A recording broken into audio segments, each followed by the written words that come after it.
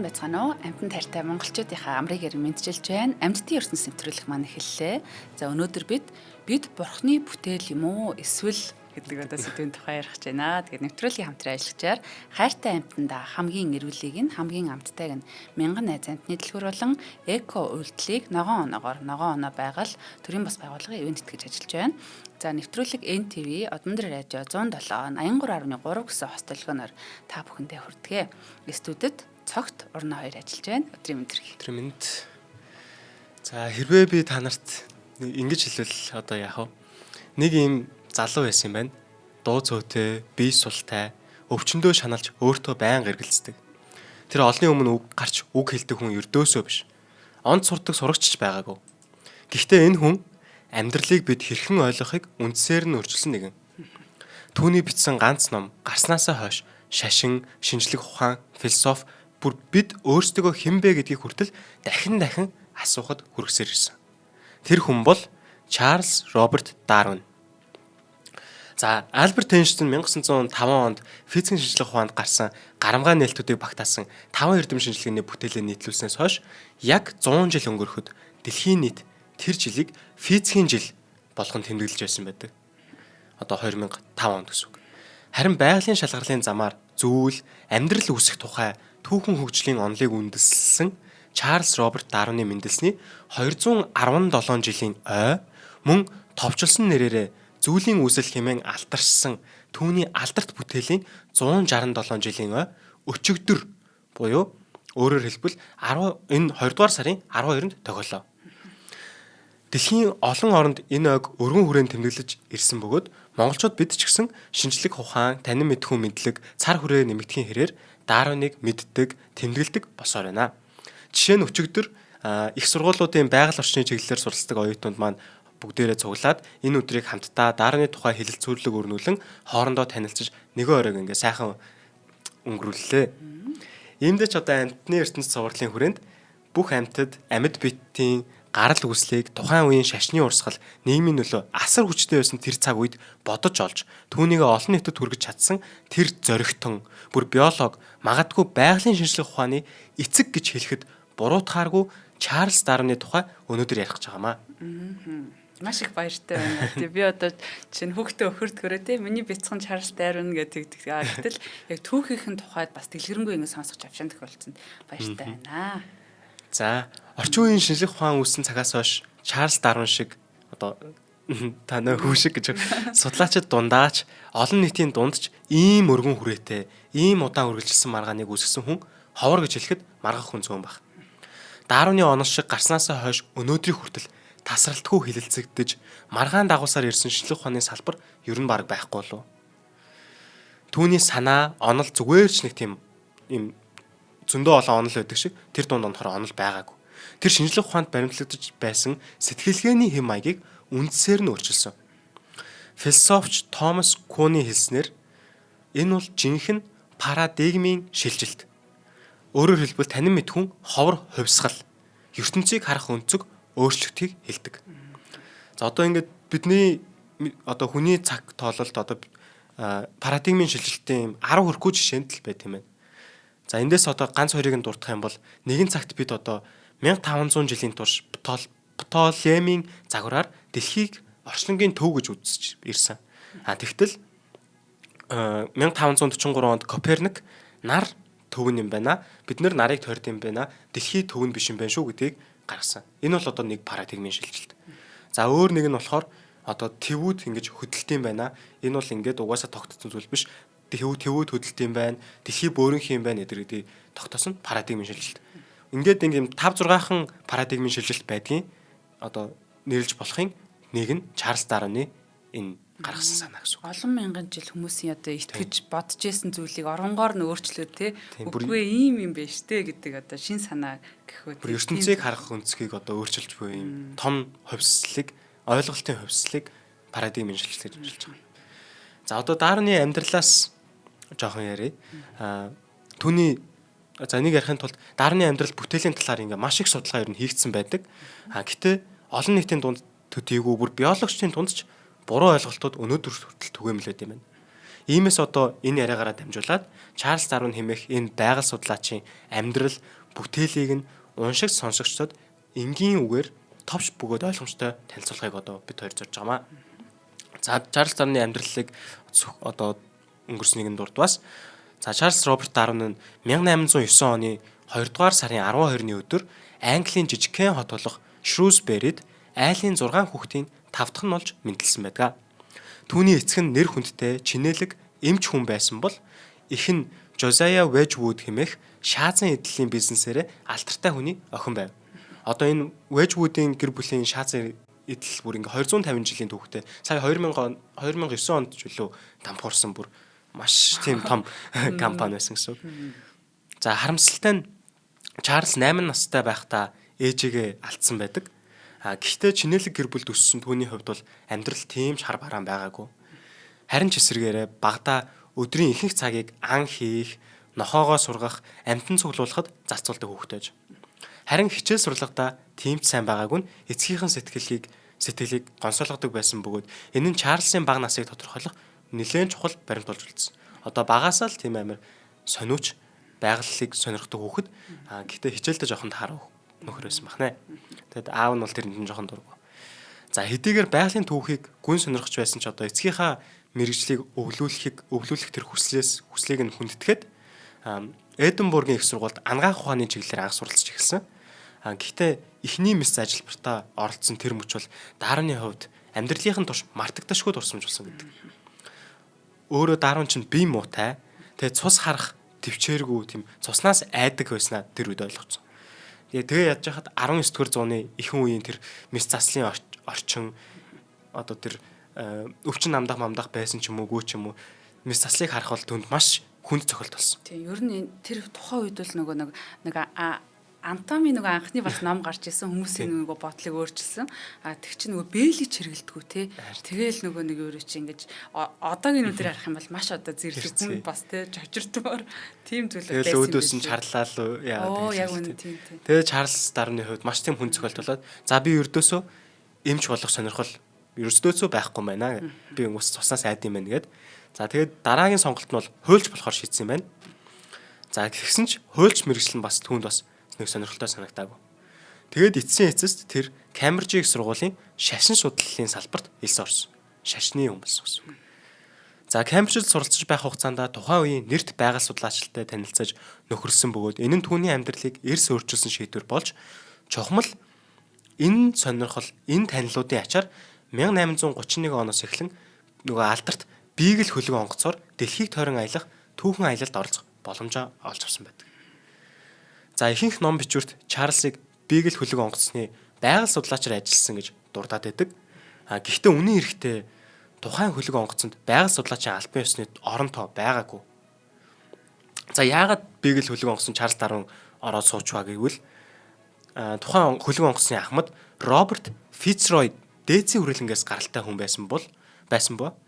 Тухайн хөлөг онгоцны бусад багийнх нь хамт сууж одоо хооллоход ёс журамд нийцэхгүй. Нөгөө зиндаагаараа хооллох хэвээр. Одоо Фицрой бол тэр хүмүүстэй нэг ширээний ард суугаад хоол идэхэд арай дээгүр төвчний хүн байсан гэж одоо өөрийгөө үзээд өөрийнхөө нэг юм найзыг асуусан байдаг. Тэгсэн чинь тэр найз нь бас чадахгүй болохоор за Чарльз Дарвинтай явчихаас гэд Чарльз Дарвин ер нь өөрөө бүр Б сонголт нь болж явсан байдаг. За тэгээ Чарльз Дарвин бол маш юм азтай тохиолдол болоод дэлхийд тойрон аялах завшаан тохиосон байнамаа. За сонирхолтой нь энэ хоёр түүхэн хүний нийтлэг тал нь аялал эхлэх үедээ хоёулаа маш залуу байсан байна. 1831 онд Биегл хөлөг онгоцны алсын замд гарахад Чарльз дөнгөж 22 настай.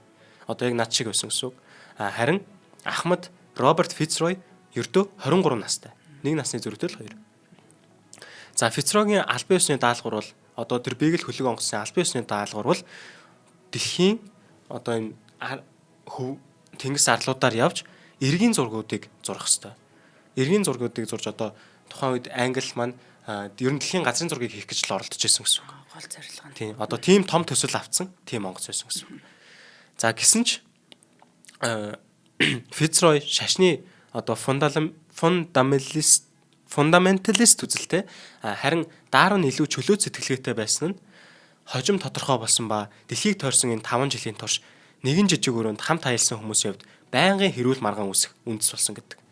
Одоо тэр онгоцондоо хоёр өөр үзэл бодолтой хүн 5 жил хамт явхад одоо нэг гэрт орцсон хоёр чинь тэгэл байнгын хэрүүл уралдаа явсан гэсэн. За тэгээд Beagle хөлөг онгоцны аялал Дарвины хувьд асар их дэвшил авчирсан. Аяллаа хугацаанд хоримтлуулсан тэр их туршлага, цуглуулсан дээж материал нь үнэлж баршгүй, үн цэнтэй байсан төдийгүй аяллаас хойш олон 10 жилийн турш түүнийг амьдралынхын турш хийх одоо тэр судалгааны дээжээр хангаж өгсөн байдаг. Тэрээр Чил улсаас аврах том амьтдын эртний ирмэл үлдэгдлийг илрүүлсэн бөгөөд тэдгээрийн дотор газрын аврах залхуу амьтан болох мегатериумыг өнөө хүртэл олдсон хамгийн бүрэн ирмэл үлдэгдэл гэж тооцдог.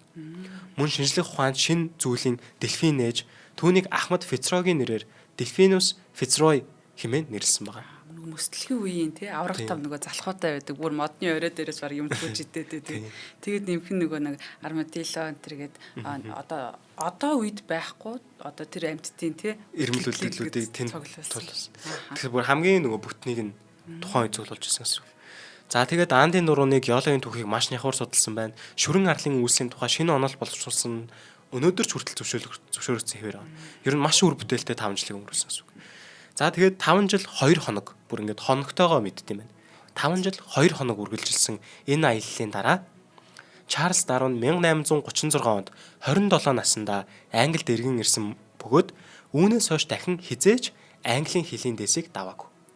22-т одоо нэг одоо аялчаад гэхдээ 5 жилийн турш аялчаад за бараг дэлхийг угаасаа тойрч байгаа юм чи дахиж аялах хэрэг байна уу те 5 жил аялна гэж юм бас те 5 жил 2 хоног аялаад тэгээд Англидаа ирээд угаасаа Англидаа ирэхэд нь хүмүүс бүгдээрээ тэр Beagle хөлөг онгоц Darwin Fitzroy эдрийг таньдаг болсон аль хэдийн алдартай болсон ирсэн тэгээд үүнээс хойш одоо хангалттай их хэмжээний амьдралынхаа турш одоо ажиллах тэр дээжээ цуглуулсан хоёр дахиж Англиас гараагүй. За ихэнх ном бүтээлд бас Beagle хөлөг онгоцоор хийсэн аяллаа үеэр Дарвинд эволюцийн тухай одоо шинэ онолын санаанд төрсөн гэж бичдэг. Гэхдээ энэ нь ч гэсэн буруу ойлголт. Энэ Дарвины тухай зөндөө нэм судалгаанууд байдаг болоод ч гэдэм үү хүмүүс ингэ тал талаар нь яриад буруу ойлголтуудыг бас түгэх гээд байдаг. Өнөөдөр энд ашиглаж байгаа их сурвалж бол хамгийн бодиттой, хамгийн төвхөц сурвалжууд байгаа. За тэгээд нэгдүгээрт одоо Чарльз Дарвин эволюц гэдгийг хамгийн түрүүнд бодож олоогүй. Нэгдүгээрт 1830-аад оны тэр үед эволюцийн үзэл баримтлал цоо шин санаа байхан болцсон байсан. Чарльзыг төрхөөс өмнө түүний өвөг эцэг Erasmus Darwin эволюцийн зарчмыг илэрхийлсэн яруу найраг хүртэл бичижсэн юм байна. Мөн Дарвин алсын аяллаасаа эргэж ирснийхаа дараа 1838 онд Thomas Malthus-ийн Essay on the Principle of Population хэмээх бүтээлийг уншиж байж нэг чухал санаанд хүрсэн тухайга өөрийн намтартаа бичсэн байдаг. За энэс би ер нь санаа авлаа шүү гэдгийг ингээд тэмдэглээд үлдээсэн гэсэн үг. За амьдрал бол мөнхийн тэмцэл. Байгалийн шалгарлаар зохилдох чадвар сайтай цэцэглэн хөгжиж зарим нь устж үгүй болдог гэсэн санаа яг тэр үед түүний оюунд илүү тодорхой болсон болов. Одоо яг тэр Malthus-ийн эссеийг нь уншичаал энэ санаа төрсэн байх магадaltaй гэж байна. За гэхдээ зохилдох чадвар сайтай нь мэд үлдэх буюу survival of the fittest гэсэн нэр томьёог Дарвин бас бий болгоогүй. Харин Gerbert Spencer 1864 онд Principle of Biology номонд энэ хэлхийг анх удаа хэрэглэсэн байдаг. Түүнчлэн эволюц гэдэг нэр томьёог Дарвин зүйлийн үүсэл номынхоо бүр 6 дахь хэвлэл хүртэл нэг ч удаа хэрэглээгүй нь сонирхолтой. Харин тэр оронд нь descent with modification буюу өөрчлөлттэй удамшил гэж тодорхойлж явжсэн байдаг. Мөн Галапагосын арлууд дээр өнгөрүүлсэн хугацаанд тэнд амьдардаг бужрах шувуудын хошууны ялгааг ашиглаад л шинэ онол төрсөн гэж ойлголт ер нь ингээд түгээмэл одоо YouTube-с Дарвины тухайн гэрчлэгүүд үзсэнгүүд дандаа тэр хафинч гэдэг тэр бужрах гэдэг шувууны хошуун дээр судалгаа хийгээд энэ онол нь төрсэн юм шиг яриад байдаг.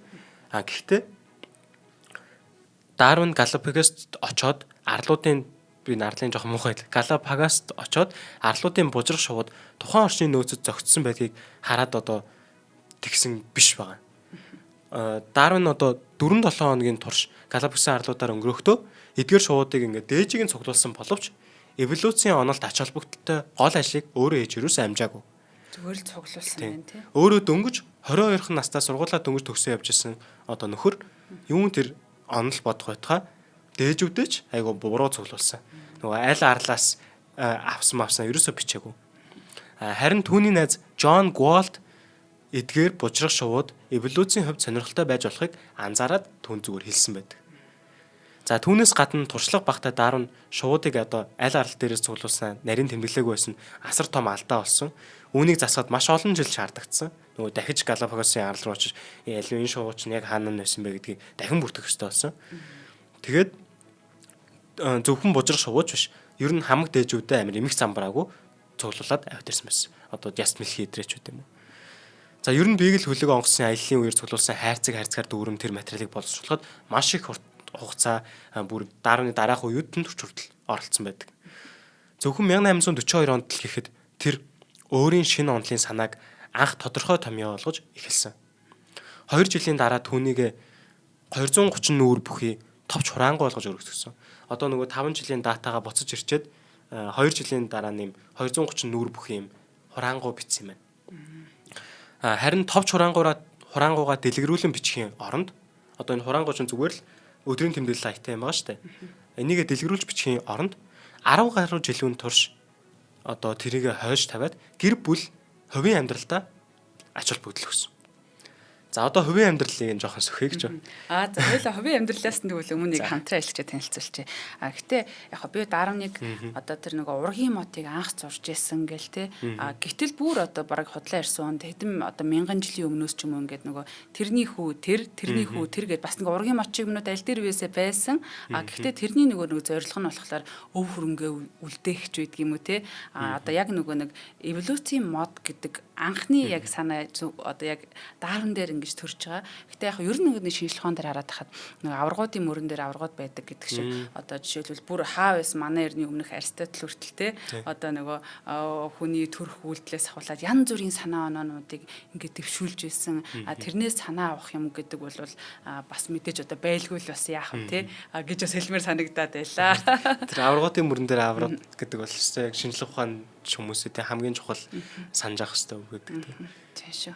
Бид нэр цоо шинэлийн өмнө бодоод олчлоо гэж бодох гэнгүүт урд нь нэг ямар нэгэн тэр чамд тэр сэтлийг өгсөн зүйл байж л таараа гэж. Тийм би тэгээд одоо бас нөгөө гайхдаг зарим хүмүүс одоо ч хүртэл нөгөө хувьслын тэ эволюцийн шалгалтад итгэдэггүй одоо ийм хүмүүс бас байдгийн байлээ гэтэл ч одоо нөгөө нэг ихэнх одоо биологийн ангаах ухаанд нөгөө нэг суур үндсэн одоо тэр одоо нөгөө шинжлэх ухааны үндсэн тэр байгаад идэг те. Тэгэхээр тэр хүн одоо бүх зүйлийг үгүйсгэх хэрэгтэй ч болоод ах шиг. Гэтэ одоо Еврофт гэдэг юм уу одоо янз бүрийн нөгөө нэг культ мүлт байдаг гэдэг шиг те. Ингээ янз бүрийн сонин юмнуудыг эсэргүүцүүлэх юм гараад ирсэн. Яг байдаг юм байлээ сонирхолтой. За нэвтрүүлгийн хамтран ажиллагчаар манай амьтдын ертөнцийн байнгын хамтран ажиллагч мянган найз эвент тэтгэж ажиллаж байна. Тэгэхээр одоо хүмүүс маань маш их одоо тэжээвэр амьтантай болж байна тий. Тэгэхээр таны тэжээвэр амьтанд зориулсан хамгийн эрүүл, хамгийн амттай хоолыг та бүхэн санал болгож байна.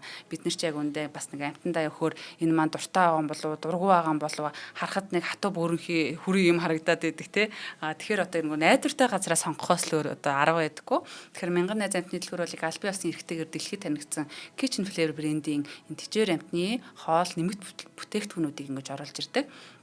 За ихэнх амьтны хоолнд нөгөө өнгө амт оруулагч будагч бодис гээд одоо үр тариа ургамлаас гаралтай уур гэхээр агуулгадаг бол энэ Kitchen Flavor бол үүнээс ялгаатайгаар нь яг нөгөө жинхэнэ махан уураг эрүүл тос сайн чанарын эслэг ногоон ургамал чихэрлэг төмс зэрэг одоо байгалийн нүүрс усны их усрыг ашиглаж ингэж үйлдвэрлэдэг. Тэгээд зарим тохиолдолд одоо бас нэг янз бүрийн хоол идээд бөөр шийсний замын чулуутай болсон хагалгаанд орлоо ийм тийм болсон одоо ийм юмны хавдар болсон ч гэж яах шиг те бас хүнтэй л адилхан нөгөө нэг янз бүрийн нөгөө завгүй энэ орчин цагт чинь ийм асуудлууд аягүй хүүсдгээ. Тэгэхээр анханасаа сэргийлээд бид нэр одоо сүүлийн жилүүдэд дэлхийн нийтээр grain free буюу одоо үр тариагүй өндөр урагтай хоолтыг зөвлөх болсон. Энд одоо Kitchen Flavor үнийг яг тэжээвэр амьтаа зориулсан ингэж оруулж ирж байна. За иймээс энэ хоол бол ингээ хотоод гисцэн чочроохгүй дархлаа дэмжин эрүүл үс арьс булчингийн хөгжил тустай. За хүнээр бол одоо ингээ сувилын хоол гэдэг шиг те шин тэжээлтэй юм эрүүл сонголтыг та бүхэндээ өгч хамаа. Тэгээд муурны гоо сайхны хоол гэж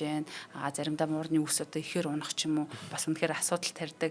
Муурны бөөр шээсний замын урьдчилан сэргийлэхээр зулцхан муур за насан турш муурын тусгай хоол гөлөг за нохой дунд болон том үйлдвэрийн нохойн төрөлцөө хоолнууд гээд За та одоо ямар ч одоо нэг ховор төрлийн амтантай байсан те эдний пэйжээр нь та бүхэн бас ороод хараараа байгаа бах. Kitchen Flavor Mongolia-га дагаад аваарай. Холбогд утасны дугаар нь 77 49 88 93 55 58 гэсэн байна. Та бүхэн маань тэгээд одоо гэртээ байх хугацаагаа хэлээд гэртээ хүссэн хэмжээгээр бас захиалаад авах боломжтой шүү. Нэвтрүүлгийнхаа ивент итгэжтэй их баярлалаа. За баярлалаа. За одоо Чарльз Дарныхаа хувийн амьдрал руу орно даа. За тэгээ. За Чарльз Дарн маань нөгөө 10 гаруй нөгөө товч тэмдэгт 230 нүүр бүхий одоо товч хураангуугаа тэмдэглчээд уг нь бол баг тэрнээсээ ингээд бодож байгаад номоо гаргачмаар шүү дээ. Тэгтэл 10 гаруй жилийн турш за төр байж байгаараа гээд хувийн амьдрал руугаа өөрөө анхаарлаа хандуулж эхэлсэн. За тэрээр Эма гээд бүсгүүтэй гэрэлсэн байна. 10 хүүхэдтэй болсон юм байна. Гэтэ Эмагийн хувьд нэг сонирхолтой юм байна. Тэр бол Чарльз Дарны үеэл. Өөрөөр хэлбэл одоо за энийг ч өөрөөр хэлээд байх шаардлагатай цусан төрөл. За Эма Вэжвуд гэдэг нэрийг нь одоо санаж ивэл нөгөө ээжийнх нь овг яваад байгаа. Эма Вэжвуд нь Дарны ээжийн талын хамаатан бөгөөд Вэжвудын чинэлэг боловсролтой гэр бүлийн гишүүн байв. Сонирхол нь Дарн гэрлэх шийдвэрээ хүртэл эрдэмтний арга барилаар хандсан байдаг. Тэр гэрлэхийнхаа даваа болон сул талуудыг жагсаан бичиж үзсэн нь өнөөдөр хүртэл одоо ингээ хадгалагдаад яг тэр нөгөө гарын хിവэрээ тэр цаасан байж идэг. За одоо жишээ нь тэрийг ингээд жоохон сонирхол бол давуу талт нь. За хэрвээ би гэрлэх юм бол насан туршийн хамтрагчтай болох юм байна. Хөгшөрөхөд халамжтай хүнтэй болох юм байна. За мэдээж хүүхдүүдтэй болох юм байна гэд бичсэн байт юм байна. Одоо энэ зөндөө юм бичснээс нь ингээд жишээ болгож авч байгаа. За сул талууд нь болохоор за их нэртэй болчвол цаг алдна, судалгаанд саад болно, аялж чадахгүй гэдэг ингээд бичсэн байна. Тэгэд хамгийн сүүлд нь нөгөө дүгнээд эцэст нь гэрлэн гэд анхааруулын тэмдэг тавиад орхисон байдаг.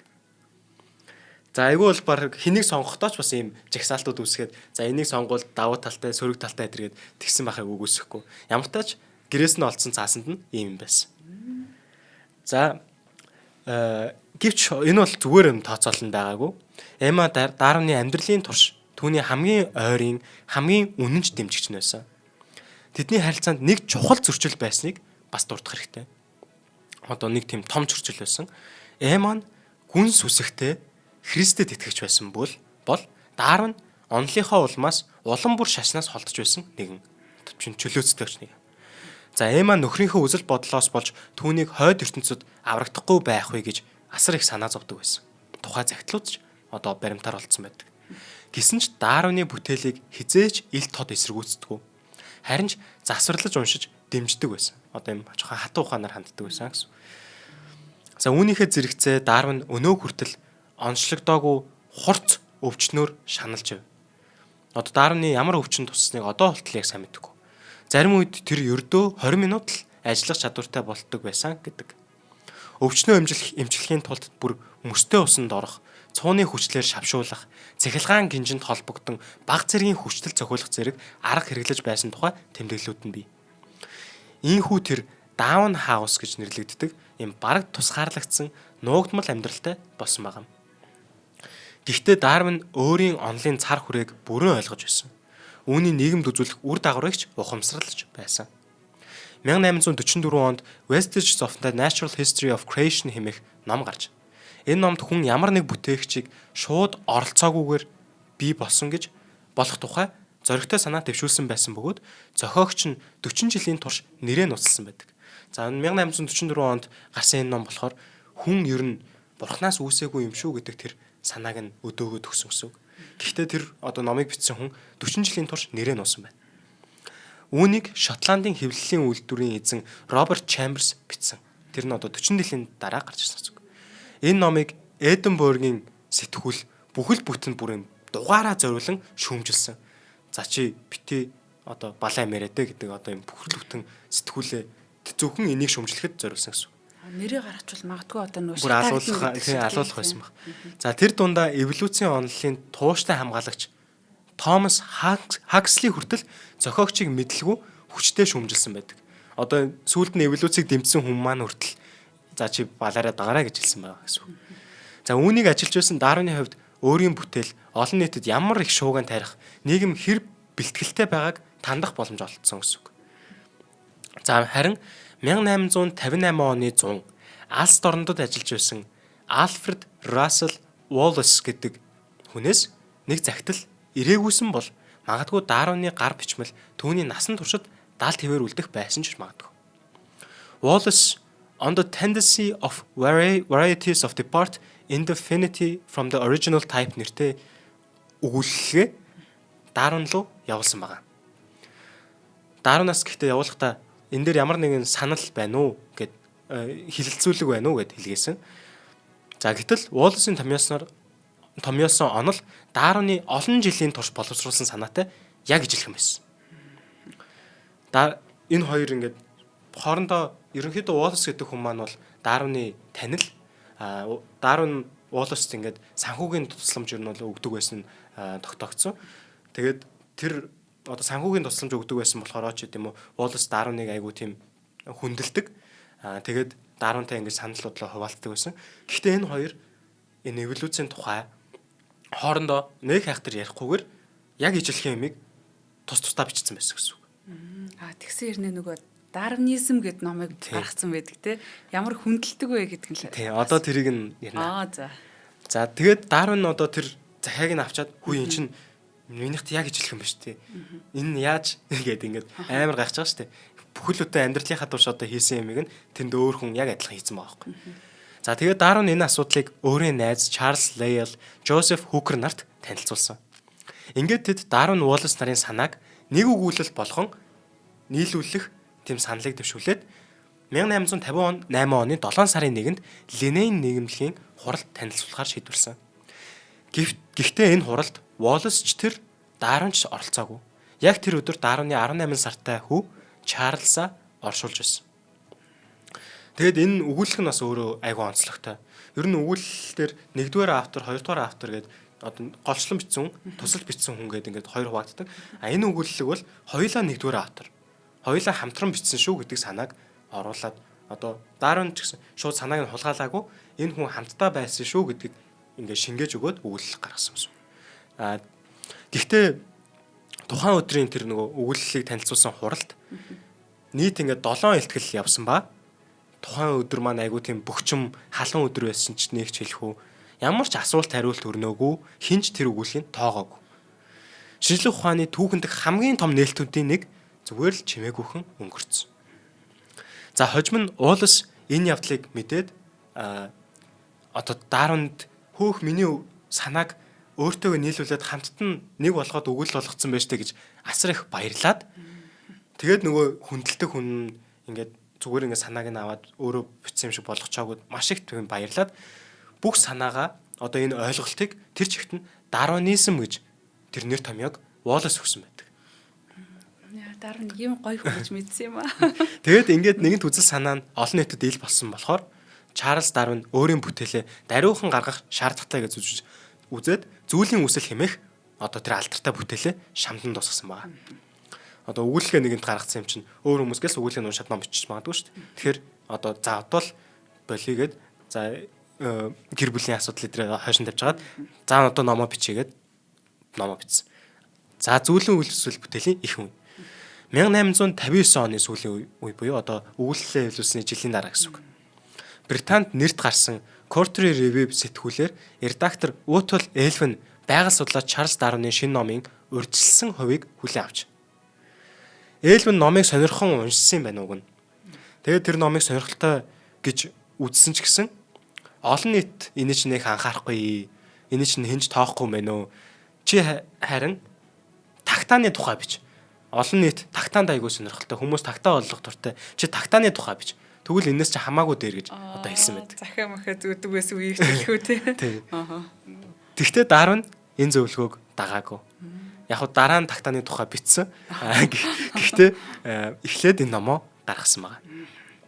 За ингээд байгалийн шаргаллын замаар зүйл үүссэн буюу амьдралын төлөөний тэмцэлд эвээгчээр үйлдвэр мэнд үлдэх нь хэмээх аим урт нэртэй номыг 1859 оны 11-р сард хэвлэгдэн гарсан.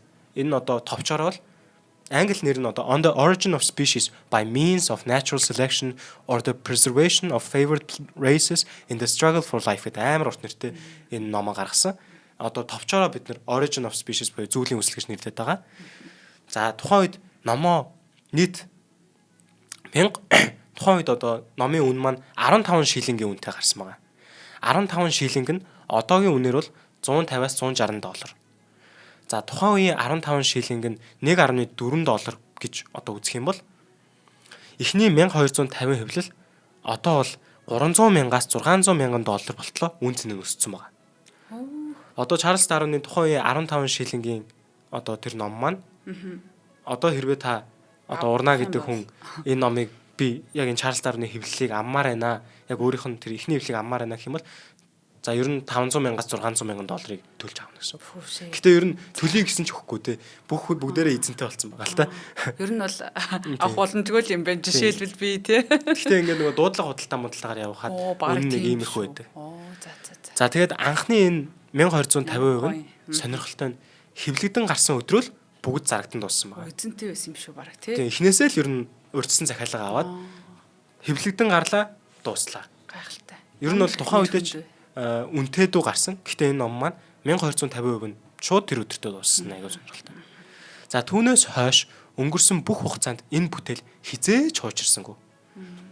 Харин ч эсэргээрээ зүйлийн үүслийн тухай маргаан одоо хүртэл тас одоо үргэлжлсээр л байна. Одоо нөгөө таны түрүүнд дурдсан энэ эволюц сэтгэхгүй хүмүүс байсаар л шүү дээ тий. Тэгээ 1859 он гэхдээ хүмүүс ингэж их одоо шинжлэх ухаан зүйлийн үүсэл гэдэг юм бас юм нэг hot тэгээ topic гэдэг шиг одоо бас юм байсан байх. Яалчгүй нөгөө ертөнцийг харах үзлэлийг ингээд бүр тухайн үеийн хүн ер нь Библиэл дээр чинь нэг 4000 жилийн настай юм шүү гэтэр гэсэн санаа явж байдаг. Тэрнбүүдээ тухайн үеийн хамгийн том эрдэмтэн нь за манай дэлхий ч ер нь хэдэн сая жилийн настай да эдгээр ярьж ирсэн үед энэ номыг гаргаж ирээд дэлхийн одоо за дараагийнхаа ярих юм үнэнгээр чангацсан байсан байна. Энэ ертөнцийг харах үзэл баримтлалыг ингээ өөрчилж ирсэн энэ ном бол одоо teaser trailer-ч Чарлз Дарвин аягүй сайн л хийсэн баг. Тэгээд мэдээж танилын хүрээ олонтой энэ 1250 ном тухайн өдөртөө дуусна гэдэг өрсөлдөн захиалга аягүй сайн авсан байна гэсэн юм байна. За Чарлз Дарвин эволюцийн тухайн онолыг үндэслсэн одоо хэдий ч зүйлийн үүсэл бүтээлийн анхны хэвлэлд эволюц буюу evolution гэсэн нэр томьёог нэг ч удаа хэрэглээгүй гэдэг нь сонирхолтой. Нөгөө түрүүнд урдчилсан. Гэхдээ одоо to evolve гэх үйл үгийг ганцхан удаа хэрэглэсэн байдаг нь одоо тэр нөгөө 6 дахь хэвлэлтэд хэрэглэсэн байдаг. За зүйлийн үүсэл бүтээлийн тэр 6 дахь хэвлэлийн хамгийн төгсгөлийн өгүүлбэрт from so simple a beginning endless forms most beautiful and most wonderful have been and are being evolved гэд номод туссан байгаа. Энийг нь орчуулах юм бол энгийн эхлэлээс хамгийн гайхамшигтай, хамгийн үзэсгэлэнтэй, хязгааргүй олон хэлбэрүүд үүсэж одоо ч үүссээр байна гэсэн санаагаар номоо төгсгсөн байгаа. Ганц өгүүлбэрээр хэлсэн байна тий. За хоёулаа нэвтрүүлгийн хоёр дахь хамтаа хэлж танилцуулах цаг болжээ. Тэгээд ногоон оноо гэдэг одоо манайхаа одоо бас татаад ногоон оноогоо цуглуулж байгаа ах манай цогтой бол маш сайн алхдаг. Тэгээд одоо ч бас нэлээд хэдэн тий 2000-аад ногоон оноотой болсон юм байна. Тэгээд эко үйлдлийг ногоон оноогоор ногоон оноо байгаль төрийн бус байгууллага маань ивент тэтгэж ажиллаж байгаа. За энэ тэгэхээр яг ямар учиртай юм бэ гэхээр ногоон оноо байгууллага бүр 2013 онд ингэж байгуулагдчихсэн. Доктортой хөгжил байгаль дээлтэй эко ногоон хөгжлийн чиглэлээр үйл ажиллагаа явуулдаг төрийн бусын байгууллага юм байна. Доктортой хөгжил байгаль дээлтэй ногоон хөгжлийн чиглэлээр нийгэм тустай сайн дурын оролцоог дэмжих, зөв даатгалд хөтлөх зорилготой энэ платформыг хөгжүүлэн ингэж ажиллаулдаг.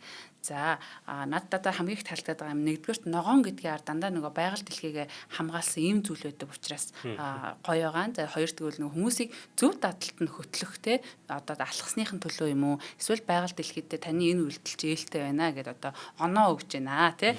За тэр оноогоороо юу хийх вэ? За би 2000 оноогоороо юу хийх вэ? Тий за юу хийх вэ гэхээр одоо алхалт гэж байгаа юм. За юу юунаас авах нь хэлээ. Алхалт. За ногоон худалдаа авалт гэж байгаа юм. Ногоон тээвэр одоо магадгүй одоо скутер ундаг ч юм уу те. Тэгээ 3 дугаар сарын 5-наас одоо жишээлбэл ногоон худалдаа авалт гэдэгт нь юу орох вэ гэдэг талаар бас тодруулах юм байлээс. За сайн дурын ажил, дахин ашиглалт, дижитал хэрэглээ, эко ногоон барилга, энерги хэмнэлт гэсэн байгаа. Одоо байшин барилгандаа одоо ногоон одоо нарны панел ашигладаг ч юм уу те. Одоо ийм зүйлүүд байгаа ах. За тэгээд ногоон оноогоороо хамтрагч байгууллагуудын бүтээгдэхүүн үйлчилгээнээс хөнгөлөлт эдлэх боломжтой. За би бас энэ дэр мэдсэн юм аа. 3 сарын 5-наас зарлана гэсэн. Гэхдээ яг одоогор миний мэдж байгаагаар Монсоос одоо жишээлбэл те ногоон оноогоор нөгөө витамин одоо эрдэс үе гэдэг өөртөө хэрэгтэй зүйлээ ингэж авах боломжтой гэж сонсоод хөөх те яг энэ штэ гэж бас юм бодогдлоо те. За тэгээ та бүхэн маань одоо нөгөө нэг 3 сарын 5-наас зарлагдахаас өмнө хүртэл ингээд ногоон оноо цуглуулжлагаарай. Тэгээд энэ ногоон оноо танд юу авчрахыг би бас яг одоо мэдэхгүй байгаа дээ те.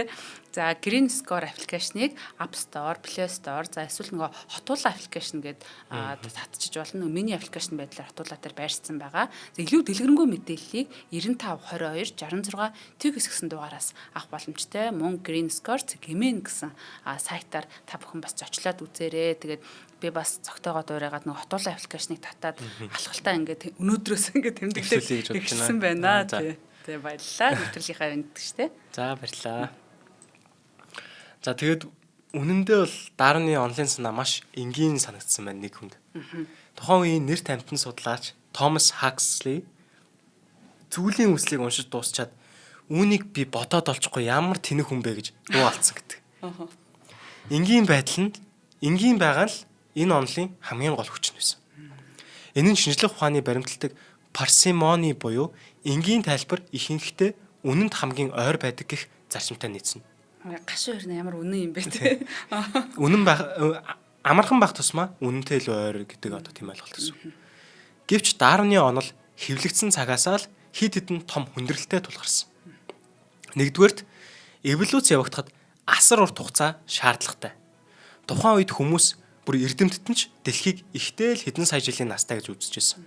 Харин Дарвины онол үүнээс хавьгүй урт хугацаа шаардж байлаа. Хоёрдугаарт тухайн үед ирмэл үлдэгдлийн хангалттай нотлохоо байгаагүй.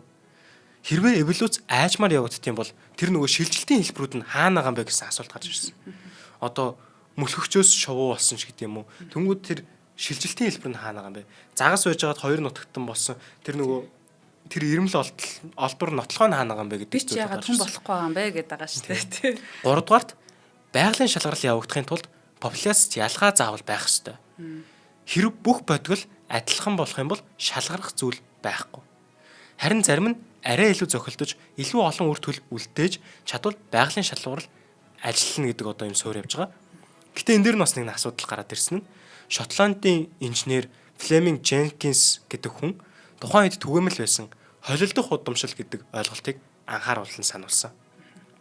Тухайн үеийн тэр ойлголтоор бол эцэг эхийн шинжүүд холилдоод дараагийн үед ялгаа нь айжмаар бүдгэрч алга болно гэж үздэг байсан. За нөгөө Дарвины номон дээр ч бол улмал ялгаатай болоод байна. Илүү юм олон сонголт вариацууд үүсээд байна гэсэн чинь тухайн үеийн ойлголтоор бол илүү нөгөө холилдоод илүү юм хоорондоо ойр болоод байна гэж үзээд байсан. Ингээд салах биш нийлэх эсэргээр нь гэж үзээд байсан. За тэгэд хэрв тийм бол популяцид байгаа хувьсэл удахгүй харилна. Тэгвэл байгалийн шалгарал яаж юм удаан хугацаанд ажиглаад байгаа юм бэ?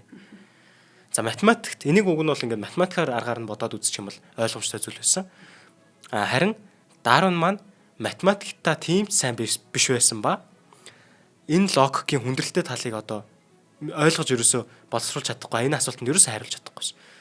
Тэгээ өөрөө ч одоо хожим харамсаад математик сайн мэддэг хүмүүс нэмэлт нэг мэдрэхүйтэй юм шиг л санагддаг юм да гэж бичсэн байдаг.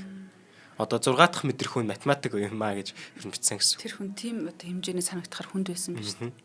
За эдгээр хүндрэлтэй асуудлын алийг нь ч Дарвин амьд сэрүүн байхдаа шийдэж чадаагүй.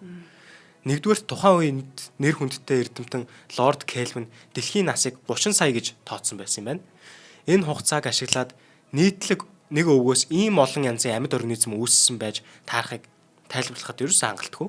Одоо нэг эсээс ургамалж үссэн, амтанч үссэн, мөөгч үссэн тэргээд ярихад ерөөсөө тийм хугацааны хувьд тохирохгүй байсан. За өнөөдөр бол мэдээж дэлхийд 454 4.5 тэрбум жилийн настай амьдрал дэлхий дээр дор хаяж 3.5 жилийн өмнө үүссэн байна гэдгийг хүлээн зөвшөөрсөн байгаа. Энэ асар урт хугацаанд эволюцийн онолыг илүү баттай болгож байна. За хоёрдугаарт нь бол Дарвины үед хангалттай тэр ирмэл үлдэгдэл байгаагүй, шилжилтийн хэлбэрүүд нь хаана байгаа юм бэ гэсэн асуултууд одоо хүчтэй тавьж байсан бол одоо бол бид нэр тэр олдруудыг хангалттай олцсон байна. За гуравдугаарт нь нөгөө популяцийн тэр математикийн тэр асуудлыг нь Дарвины дараа Грегор Мендель гээд хүн гарч ирээд одоо 13 жилийн дараа нь Дараанаас 13 жилийн насаар дүү мэндэл удамшлын хуулийг тогтоогоод хувьсэл хэрхэн үе дамжин хадгалагдгийг харуулад асуултанд нь хариулсан гэсэн үг. За уг нь бол мэндэл номоо гаргахаас өмнө энэ санаагаа Дарвинд илгээсэн юм байна. Захиагаар за энэ номонд чинь нэг иймэрхүү санаа байвал зүгээр шүү гэд энэ онлоо Дарвин л уг нь номонд оруулчаарай гэд юу н явуулсан юм байна. Харамсалтай нь Дарвин тэр захиаг нээж үзээгүй. За магадгүй нээж үзсэн байлаач гэсэн Мендел ч өөрөө нөгөө математик суурьтай хүн. Математикийн онол гэхээр нэг өчнөө бахан тоо бичээ явуулсан байгаа. Дарвин ойлгохооргүй захиа байсан гэсэн.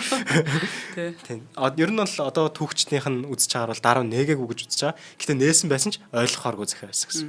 Энэ хоёр нэг нь одоо нөгөө ургамал тал руугаа нэг нь амтан тал руугаа тэгсэн ирнэ яг бие биенийхээ дутууг ингээ гүйцээсэн арга билэг гэдэг шиг тий. Тэгээ Мендел бол нэлээ математик суурьтай хүн байсан болохоор. За тэгээд эволюцийн онолын маргаан нийгмийн бүх хүрээг хамарч өрнсөн. Ялангуяа шашны салбарынхан энэ маргаанд маш идэвхтэй оролцсон. Тухайн үед нөгөө номоо гаргахад шашныхан бол юу хийж бид нар яахаараа сармагчтай ойрын хамаатан болчих гэдэргээл маш юм хүн дээр хүлээж авч байгаа шүү дээ. За гэхдээ 2009 онд буюу одоо 200 жилийн дараа Английн сүм Чарльз Дарвинаас албан ёсоор уучлалт гуйсан юм байна. 2009 онд гэдэг саяхан гэсэн үг. За бас болоо та тий. Уучлалт гуйсан нь нэрээ. Одоо сүм шинжлэх ухааны салбарын хүнд уучлалт гуйж байгаа нь бас нэлээд том зүйл шүү дээ. За эволюцийн зарчим өнөөдөр биологийн хичээлээр бүр ингэ хязгаарлагдахгүй. Бизнесийн удирдлага, эдийн засаг, хэл шинжилэл, эволюцийн алгоритм, генетик алгоритм, эво, эволюцийн физиологи, ангаах ухаан, хөдөө аж ахуй гэдээ бүр маш олон салбарт энэ онол явсаар л ашиглаж байгаа. Одоо гадаадын их сургуулиудад эволюцийн тухай илтгэл тавьж байхад эдийн засгийнхан бөөндөө очоод суугаад оюутнуудаараа бөөндөө очоод тэр илтгэлийн сонсоол өгдөг. За тэгээд Дарвины нэрээр одоо түүнийг одоо хүндэтгээд нэрлсэн өчнөөн зүйлсүүд байгаа. Жишээ нь одоо зүгээр дурдваас биологийн шинжилгээ ухаанд 120 гаруй зүйл 9 төрлийг Дарвины нэрээр нэрлсэн байт юм байна. Тэдгээрийн хамгийн сонирхолтой нь нөгөө Wallace гэдэг хүнийг багтаасан. Wallace-ийн овгийн Дарвины гэдэг ийм ялаа байт юм байна. Энэ нэр нь одоо эволюцийн онолын хамтран үндэслэгч Альфред Wallace болон Чарльз Дарвин нарын нэрийг одоо ингээд хамт нэг дор мөнхөлсөн гэдгээр айгүй тийм онцлог ялаа юм байна. За тэгээд төгсгөлт нь ингээд нэг сайхан базаад хэлэхэд саний бүх одоо юм ярьснаа. Чарльз Дарвин амьдралынхаа ихэнх хугацааг мэдээж даун хаус гэх тэр нөгөө нам гүм одоо тусгаарлагц орчинд өнгөрүүлсэн. Өвчнөд өөртөө байнгын эргэлзэж яадаг, хүүхдүүдээ алдсан тийм эцэг. Нөгөө үеэлтэйгээ гэрэлцсэн болохоор ч байт юм уу. Хүүхдүүд нь өөрөө ч тийм бие муутай хүн байсан. Тэгээ үеэлтэйгээ гэрлээ цус ойртоод тэр 10 хүүхдүүдийнх нь мэд үлдэх чадвар айгүй муу байсан. Зарим хүүхдүүд нь мэд үлдсэн ч гэсэн тэр хүүхдүүд нь хүүхдтэй болох чадвар нь айгүй муу байсан. Тэгээд шашин шүтлэгтэй эхнэрийнхээ сэтгэлийг зовоохоос байнгын болгоомжлдог тийм бас сайн нөхөр байсан юм байна. Тэгээд мэдээж юм айхтар хаан ноён жанжин байгаагүй ч гэсэн бас эндэр дээр ингэж гарч хашгирч одоо тэр яадаг Гитлер шиг тийм хүн байгаагүй ч гэсэн тэр одоо юм маш чухал асуултыг асуусан. Яагаад амьдрал ийм олон янз байт юм бэ? Яагаад зарим нь мэд үлдэж, зарим нь үгүй болт юм бэ? Яагаад бид хоорондоо төсөөтэй адилаа бас ялгаатай байгаа юм бэ? Түүний хариулт нь бол бас энгийн гэдгийг одоо тэр хүн олж мэдсэн. Амьдрал бол өөрчлөлт. Өөрчлөлт бол хувьсэл. Хувьсэл дундаас зарим нь илүү зохилдож үргэлжилдэг. Дарвин байгалыг шинэ нүдээр харахыг биднэрт одоо ингэж заасан байна. Тэр биднийг бүтээгдсэн одоо бурхан биднийг бүтээсэн гэдэг ойлголтоос ингэж ангичруулад урт хугацааны түүхэн үргэлжлэл гэдгийг дахин одоо юм сануулж байгаа. Түүний хэлснээр энгийн эхлэлээс хамгийн гайхамшигтай, хамгийн үзэсгэлэнтэй, хязгааргүй олон хэлбэрүүд үүсдэг. Түүний онол цаг хугацааны шалгалтанд орж маргаан дунд одоо тисэж гарч үлдэж шинжлэх ухааны шинэ нээлтүүдэд улам баталгаажсаар л ирж байна. Одоо бүр 1859 оны тэр ном үн цэнэ одоо 150 шиллингийн үнэтэй гарч ирсэн тэр ном өнөөдөр 600 мянган долларын үнэтэй болтлоо. Тийм их үн цэнэ өсөж одоо түүний гаргаж ирсэн тухайн санаа нь одоо ч хүчтэй болсоор байна. Өнөөдөр бид геном уншиж шилжилтийн хэлбэрүүдийг олж амьдралын модыг сүлжээ болгон зурж байгаа. Компьютерийн алгоритм хүртэл эволюцийн зарчмаар л ажиллаж байна. Гэхдээ нэг өгүүлбэр одоо ч гэсэн одоо үнэн хэвээр. Энэ яг мэдээж Дарвины хэлсэн өгүүлбэр биш. Гэхдээ хэл дурдъя. Nothing in biology makes sense except in the light of evolution. За энийг орчуулах юм бол амьтай болгоныг судлах энэ шинжлэх ухаанд эволюц гэдэг энэ ойлголт үгүй бол түнэр харанхуй гэж. За магадгүй Дарвин бидэнд хамгийн том хариултыг өгсөн хүн нь бол мэдээж биш. Гэтэ ингээ гол санаануудаа шийдсэн хүн байна. Харин хамгийн зөв асуултыг асууж чадсан хүн байсан баг. Амьдрал бол зүгээр нэг тогтсон зүйл биш. Амьдрал бол урсгал. Амьдрал бол тасралтгүй өөрчлөлт. Магадгүй энэ нь л түүний онолыг хамгийн үзэсгэлэнтэй хэсэг нах. За тэгээд энэ хүү сэдвийг ярихад их сурвалж мэдээллээр хангаж өгсөн Монгол Улсын их сургуулийн биологийн тэнхимийн багш Б Болдгив ил ариун цэцэг багш нартаа талархсан илэрхийлээд энэ дугаараа өндөрлөё. За үнэхээр их баярлаа. Үнэхээр яраахан байлаа.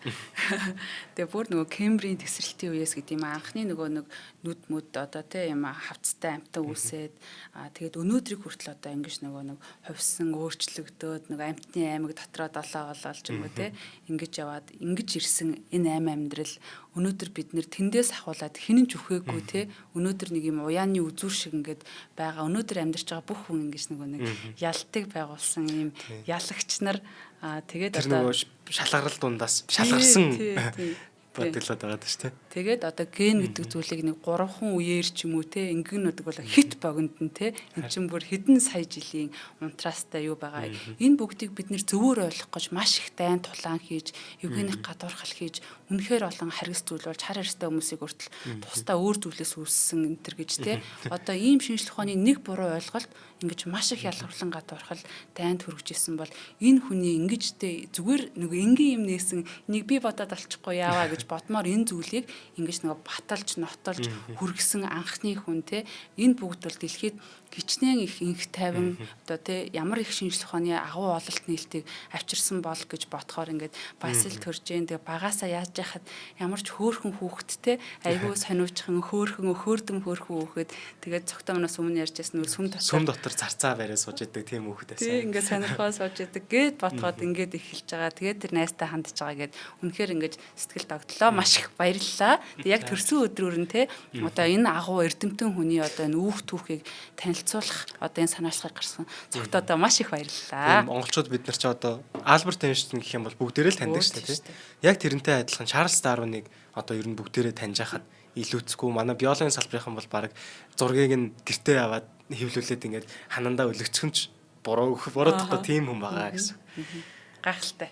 За нэвтрүүлгийн хамтран ажиллагчаар хайртай амтандаа хамгийн эрүүлгийг нь хамгийн амттайг нь мянган найз амтны дэлгүүр болон эко үйлдэлийг ногоон оноо байгаль төрийн бас байгууллага маань ивент гэж хамтарч ажиллалаа. Нэвтрүүлэг NTV Одонд радио 107 83.3 состолгоноор та бүхэндээ хүрлээ. Студид цогт урнаар ажиллаа. Дараагийнхаа хөрхөн амтны ертөнцөөр эргэж олцгаая. Баярлалаа.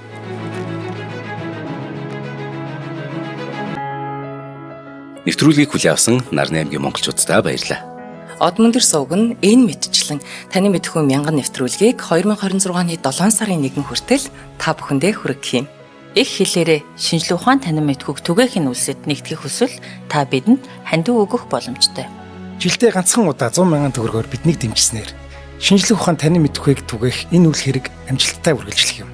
Одмондөр нэр дээрх Худалдаа агшлын банкны дансага 4191 Тэг 4518 Та 100 мянган төгрөгөөр шилжүүлэхдээ гүйлгээний утга дээр нь өөрийн нэр болон утасны дугаараа заавал бичээрэй.